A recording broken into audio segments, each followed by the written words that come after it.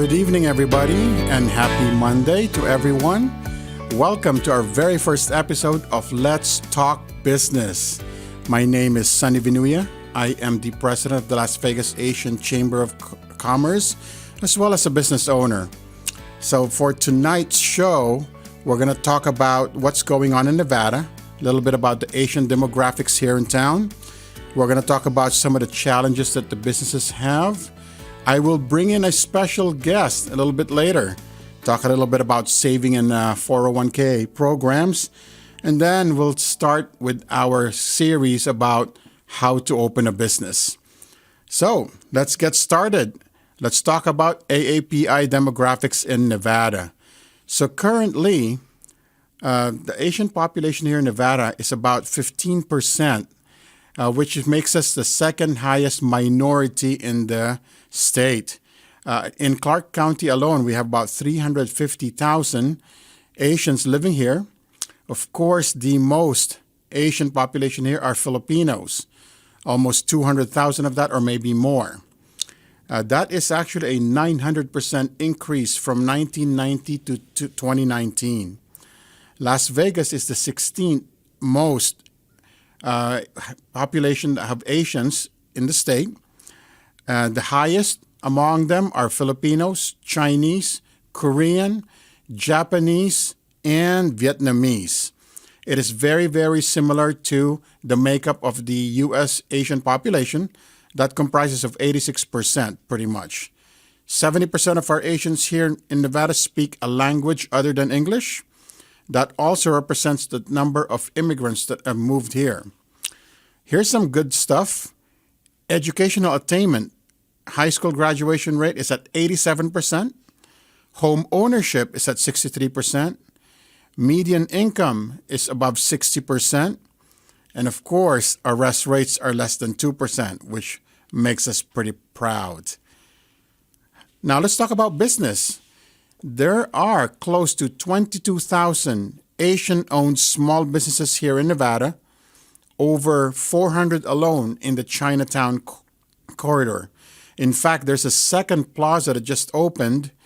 It's not officially a Chinatown yet, but on the southwest area, there's another growing area there filled with Asian businesses. Asian business ownership has grown over 5,000 over the last 5 years, highest among minority groups in spending power. And of course, we are represented in a very diverse industries, from hospitality to the standard brick and mortar like doctor's offices and retail to healthcare. I'm not sure if you know most of this, but Asians over the past, Filipinos, in fact, to be more specific, have been recruited in CCSD over the past 4 years. So they are now a saving grace for CCSD, as well as our healthcare. 20% of our healthcare workers here in Nevada are Asians. So now let's talk about Nevada in particular. So as we all know, our population has been growing here in Nevada. In fact, just in 2021 alone, they kind of use electric meter hookups as the barometer for number of people moving here. There have been 874,000 new electric hookups, that's new houses, that have been asked if they can have electric services. Now, out of all the people that have been moving here, 40% are from California, 4.9% are from Florida, 4.2% Washington, followed by Texas and Arizona at 4%. What does that mean? Well, good news for homeowners. Your prices of your homes have increased. Right now, the average family home price is at $425,000, and the average for a condo or townhome is at $242,000. Good news for owners, not so good news for buyers, unfortunately. Apartments, if you're thinking about renting, the average right now has gone up to about $1,350 a month for leases, pretty much. Now let's talk about business. So for businesses, what's going on in Nevada? Well, like everybody else, we do have challenges in businesses. And I think our number one challenge is labor force. We are very short in labor force in almost all industries. Hospitalities, for example, transportation is so huge in shortage. Medical workers is very, very short, which has a snowball effect. So for a lot of the owners, supply is one of their biggest issues. We can't get enough supplies in time. There are currently, let's see, I want to be accurate here, but there are, I believe, 96 ships, container ships out of Long Beach waiting to be unloaded. That is 7,000 containers per ship, about $32 billion in merchandise. Now, of course, not all of that is coming here to Nevada, but that is one huge issue that we are having right now. Because of that, cost is going up. So, for example, the cost of shipping has doubled or even tripled at some point because, of course, people need inventory. Because of the shortage, there's a year-over-year increase in the prices of used cars and trucks. In fact, they're one of the highest at 37%. Gas, we've increased 58%. Energy, 33%. Food, 13%. And then housing and food, 5 and 6%, pretty much. The one good news that we have is because there's not been a lot of activity over the past year and a half, there's been a growth in household wealth. In fact, since 2019, there's been 26.9 trillion added to the homes of the whole United States, pretty much. Not much traveling, not much spending. A lot of those, though, are real estate equity, going up in equity, and equities and mutual funds growth, which we're going to talk about more later with my guest. So let's stop here. When I come back, I'm going to introduce my guest to you. She is a business owner here that we're going to talk about saving. We'll be right back after these messages.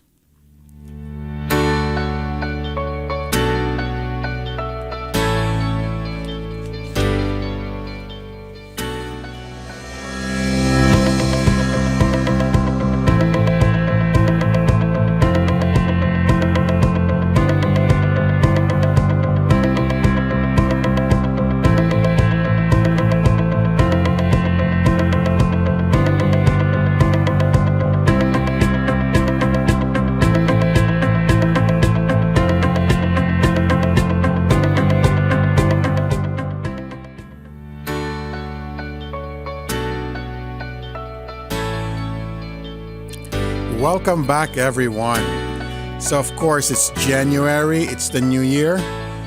The second most popular New Year's resolution is probably, let's save money. So, I have, as a guest for tonight, her name is Jennie Kim. She is a business owner. She's a financial planner. She owns her own firm. I'm going to let her tell you about it, but she's a very good friend of mine and somebody that I work with the Asian Chamber of Commerce. Jennie? Hi, Sonny. Thank you so much for inviting me to talk today. I am honored, and it's a privilege for me to share some information about the business and the economy and what people are looking forward to in the new year. Thank you so much. So I talked about saving money. I talked about the past year and a half how we've increased in our basically our wealth. What are some pointers that you have to start it off as in the new year, things that we can do to start saving money? Well, prior to COVID and being shut down, I think everybody was running their business, running their lives, and it was really hard to focus on savings. I think with the COVID and more flexibility with people having opportunities to work at home, work remotely, it's also expanded the time to think about where they're spending the money.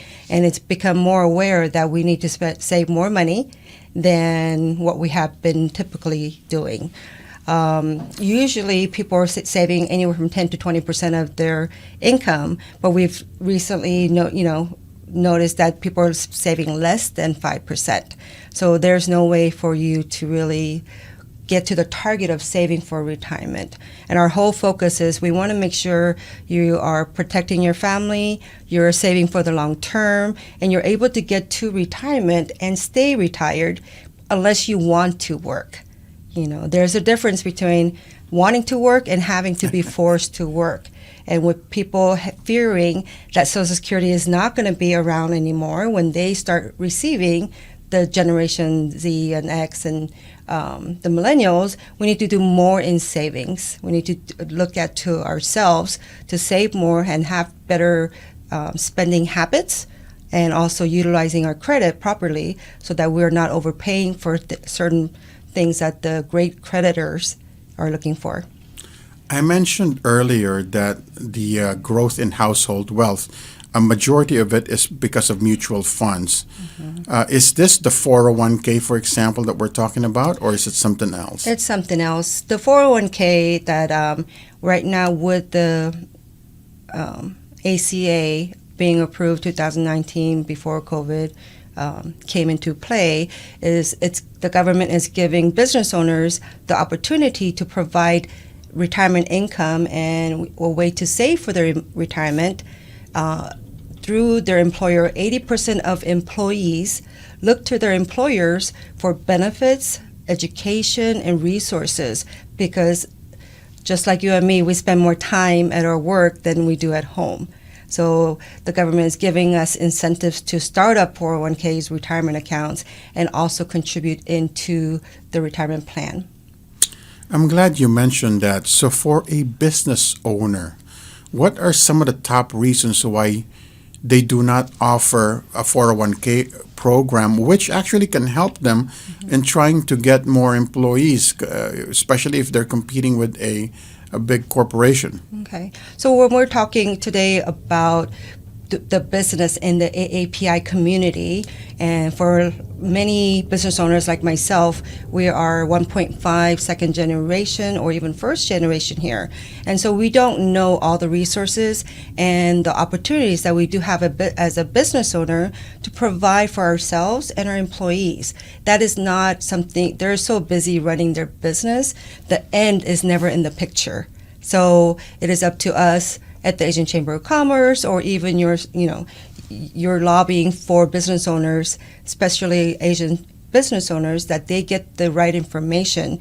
And working with business and industry and UNR and UNLV, we're trying to get the message out that the retirement and the planning and the business resources that's available to the mass is also available for us in different languages that we speak. Thank you so much. How about, let's talk about the 401k program, for example, right?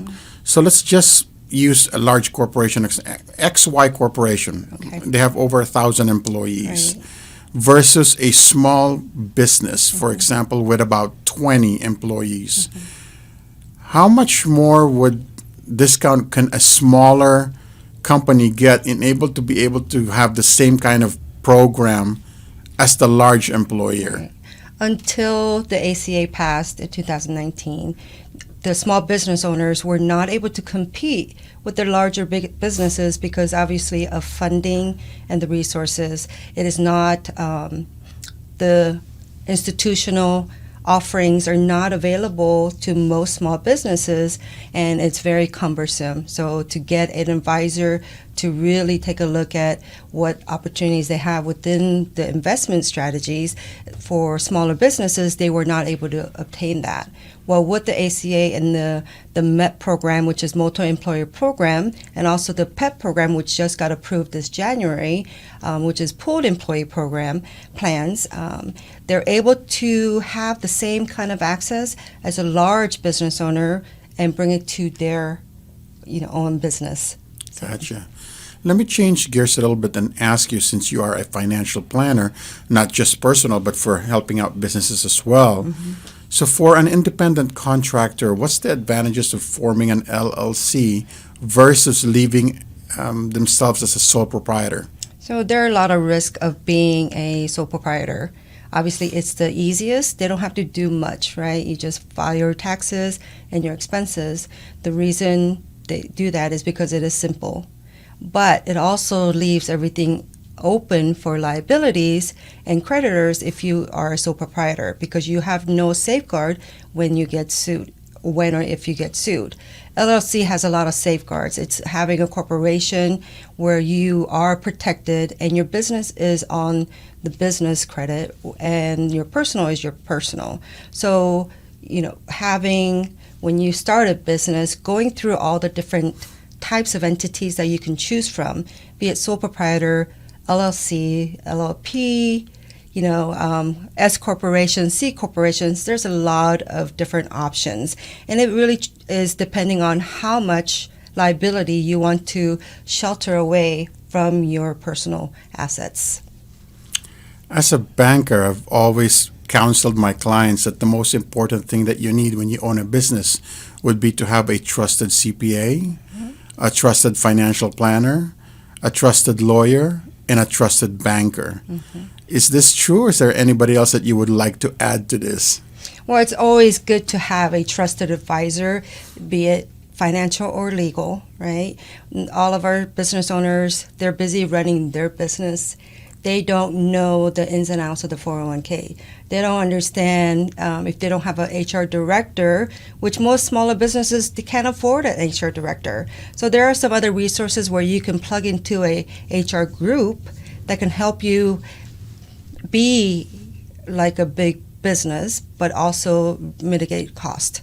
So it's really important to seek out advice before you do anything, not because you don't know how to do it. Sometimes it's more of the efficiency of time and time management and resources that you need to consider before saying, I can do everything on our own. Especially Asians, we think we can do everything, but it's really great to have a sound back office support where you're not getting yourself into trouble.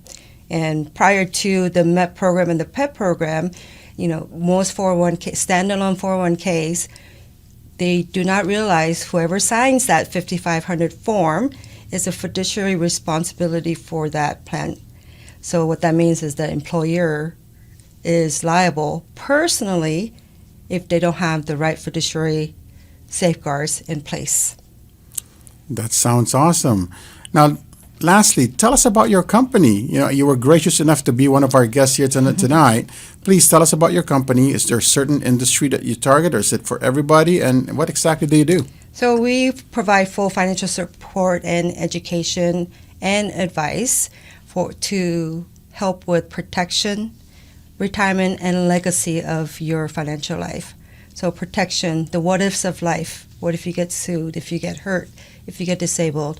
The retirement is, let's get you retired on time and stay retired. And we're not going to be playing day trading with your money. So we want to make sure your retirement is there for you when you need it. It's a long-term process. It's not they get rich quick, but you do need to put money away for that. And lastly, legacy. Legacy is to safeguard your family against creditors financially and legally, right? So to protect them and to make sure your money goes where you want it.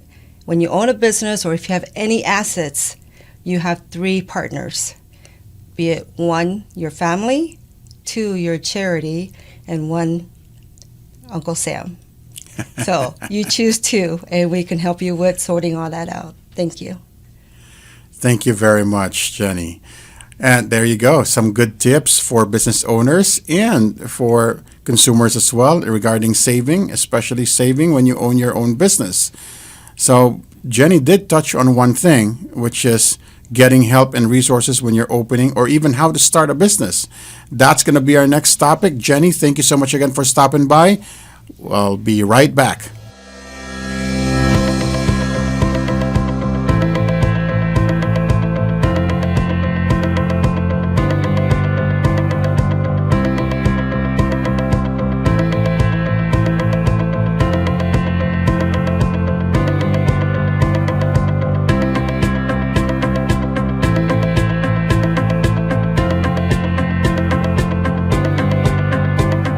All right, welcome back, everybody. I hope those tips helped you out in regards to saving and 401k. Now, let's get started pretty much on talking about how to start a business and pretty much the whole gamut. We're not obviously going to cover everything tonight. We will start with number one, which is getting help.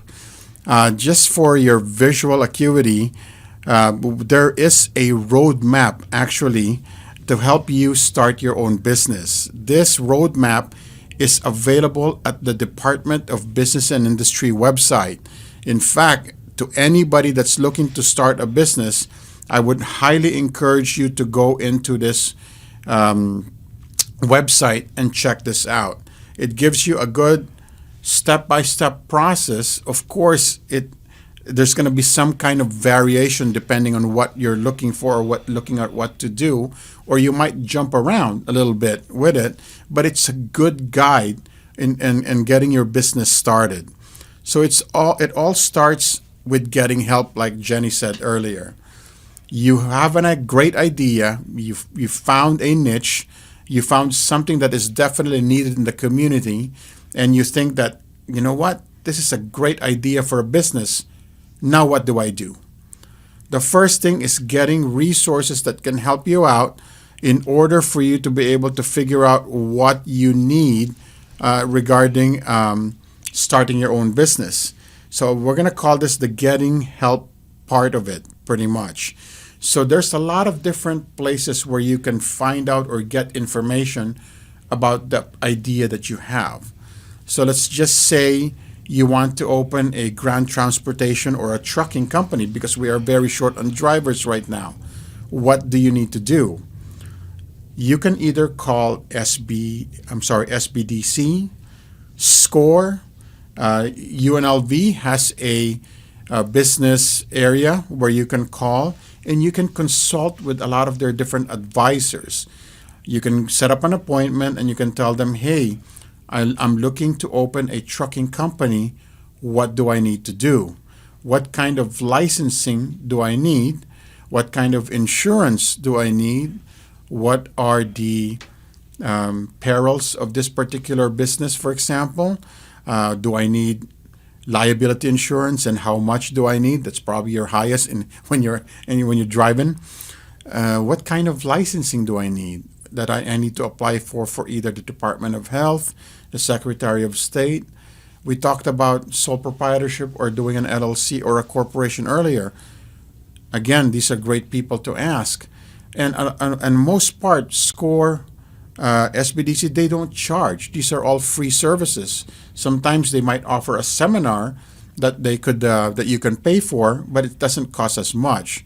Now, if you do have capital and you want to go do it faster, you can always hire a CPA or a business lawyer to help you build the business for you. They'll file the paperwork for you.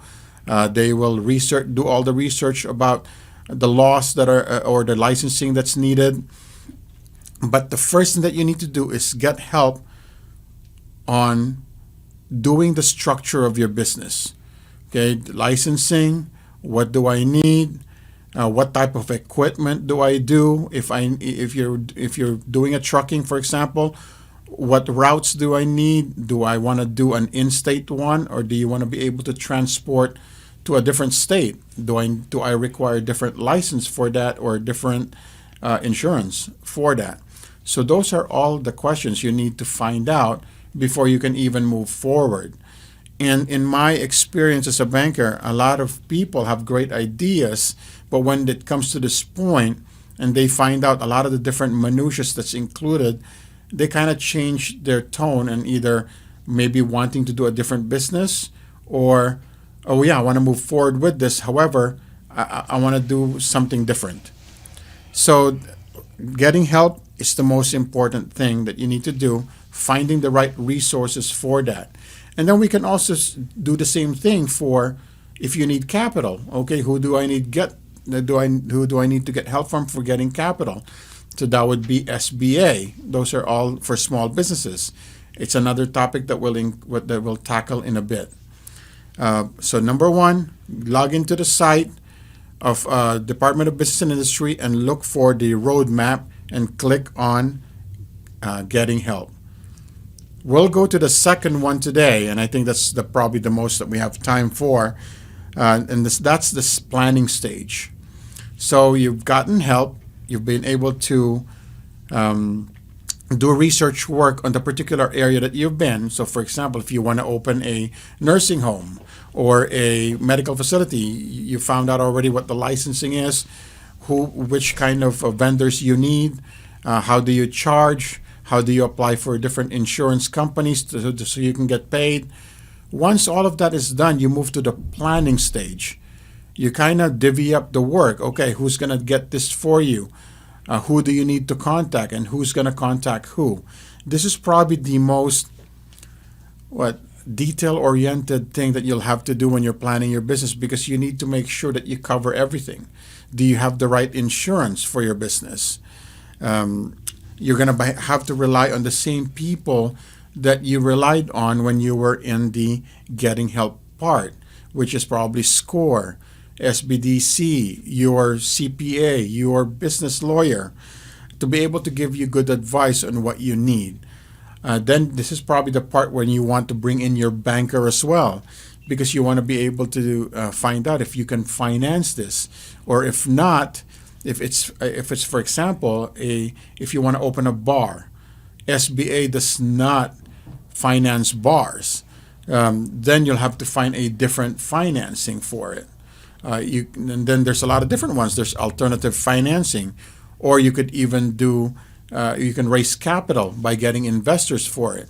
So there's a lot of different ways so you can get access to capital. But the planning is very important, because you need to know exactly how you will build this business, how exactly it will work, where you're going to get the financing to be able to start this business, and then who you need to partner with. So folks, that is our show for tonight. I hope you enjoyed our first show. Next week, we're going to go delve into training and networking, the next 2 steps in this roadmap on doing your own business. We're also going to have a special guest next week. I will leave that for surprise. But thank you so much for tuning in. I hope that you found this very informative. Good night. Until we meet next week. Thank you so much.